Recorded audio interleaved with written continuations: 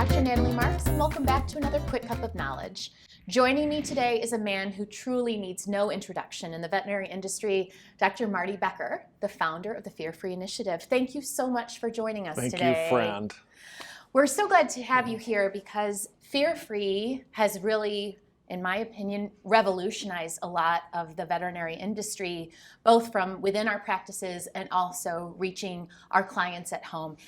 For those of us that know, I love hearing it again, but for those that don't, can you tell us how this idea came to you? 10 years ago, a little over 10 years ago, it was October of 2009. I'm at a veterinary meeting in Vancouver Island in Canada. I gave the keynote one day, and then Karen Overall, the Board of Behaviorist Penn, gave the keynote the second day. I'm sitting in the back of the room. I was always in the back of the room at vet school. So same side, same back of the room.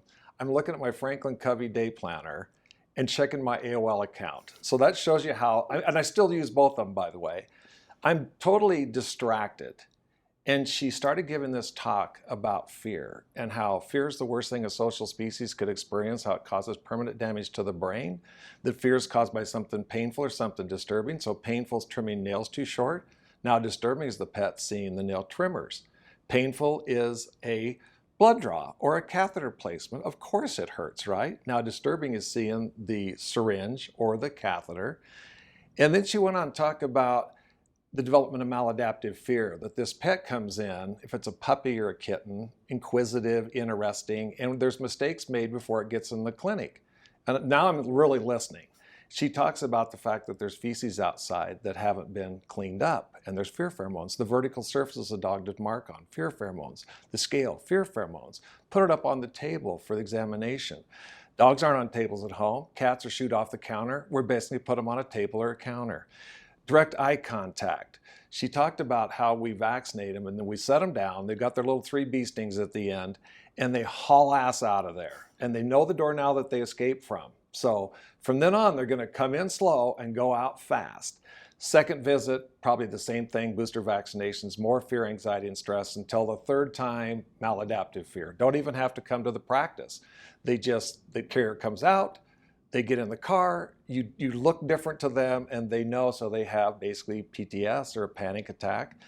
And I thought at that time, this is why pets aren't coming in. It's not money. It's not the primary cause. It's not lack of information. It's just not worth the hurt to the pet or the hassle to people to bring it in. So you know what?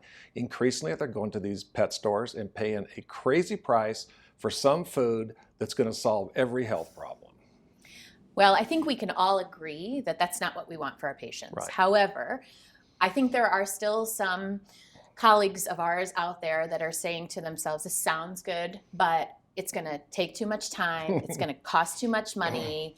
I don't know if I can retrain my whole team. And we know it can be done, but what do you say to people out there that have those hesitations? I had somebody at the very start tell me, first of all, somebody would say, this is another stupid thing Becker came up with. And then they'd say, we're already doing it, we just don't call it fear-free. And then other people would say, we created it. You know, I didn't create it. You know who created it? Board of Veterinary Behaviorists. They talked about this stuff for at least a decade before 2009. But for me, it went in this ear and out that ear. I thought the fear, anxiety, and stress, the lip licking, the yawning, the salivating, the shivering, the shaking, the jumping, the clawing, the scratching, the barking, the panning, the hiding, all those things was collateral damage. I thought, what are you going to do? The best thing we do is get them in, get them out. Thinking you love pets, you're compassionate, but that's not the same thing as looking at the emotional well-being of these animals. So we went back to the Board of Veterinary Behaviorists. Okay, how do you do this?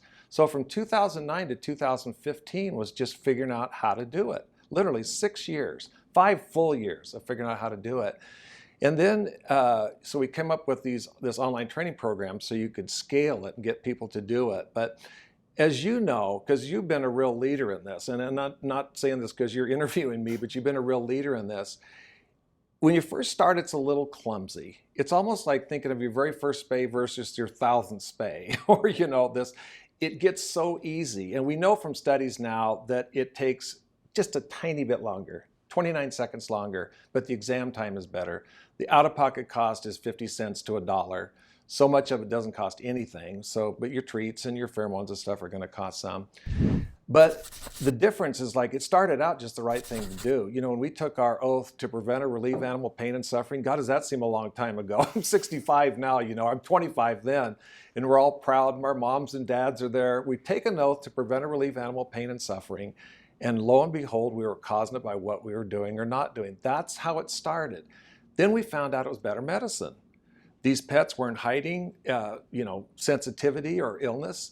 They didn't were lame at home and come in and could, you know, run circles around the clinic.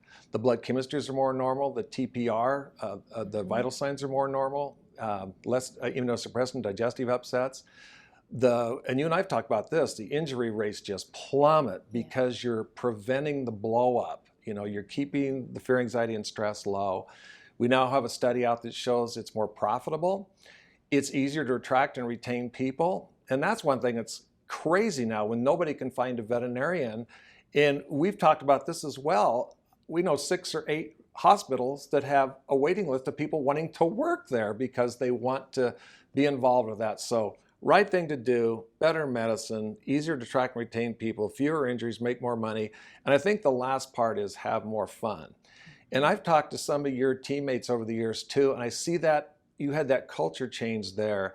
And I see how they then take on and do all these things extra. It's like they've had new batteries put in them, or they're able to practice, especially some of your technicians I've talked to, like they always dreamed it could be, where they help pets, they love pets, and pets love them back. Yeah, I totally agree with you, and I love what you're doing for students. And I'd love for you to share a little bit about what's happening in the future with the universities really embracing this, because as we know, sometimes it takes a while to change curriculum and where that academic process is, but this is so exciting. Can you tell us a little more about this? Oh my gosh. I think back of my veterinary school education, we had to cast a horse off its feet. We had to hog tie something.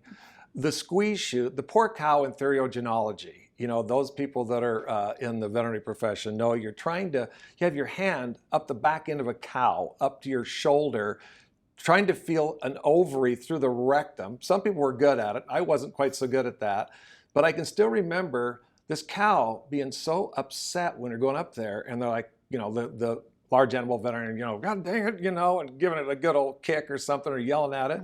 Well, it knows what these people are doing, and by about the 10th student, you know, that little thing on the sleeve, and there was mucus and blood coming out, you know, never thought a thing of it at the time.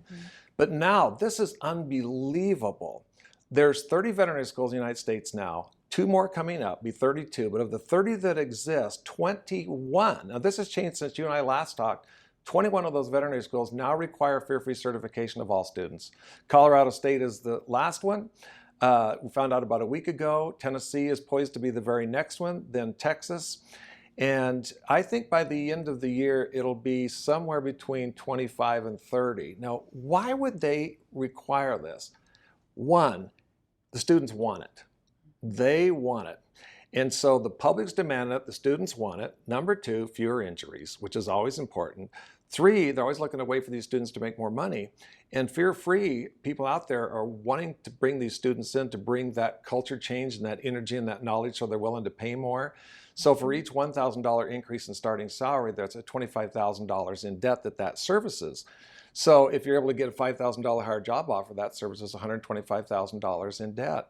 And the whole mental health aspect, you know, that's the one thing, you know, when you think of practice ownership or working, it's tough. It's a small business, it's long hours, there's life and death, there's all the emotions that come with that.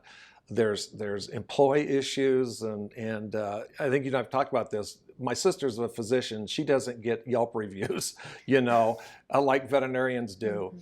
But what if a pet wanted to come in and didn't want to leave? And that's what you see in fear-free. It reverses it. The pet will drag the owner in, and the pet owner has to drag the pet out. It literally happens when you put the treat into treatment. But these students, it's free to all veterinary students, faculty, and staff. It's free to all veterinary nursing students, faculty, and staff. The textbook that the veterinary technicians use replaced restraint with fear-free. We're meeting with the AVMA here at this meeting to look at changing the standards so they don't have to use a rabies poll and stuff anymore to get their certification. So that and what's happening in shelters are probably the 2 things I'm the most excited about. I mean, and there's so much more to come, which we Yeah. just love that the foundation is there and so many people see value in this, which we're so thankful for. Yeah. So I can't thank you enough for all that you do for the profession. You've been a wonderful mentor to so many of us, and we're so excited for what the future holds. Thanks for what you've done too, Natalie. Thank you. Thanks, Marty.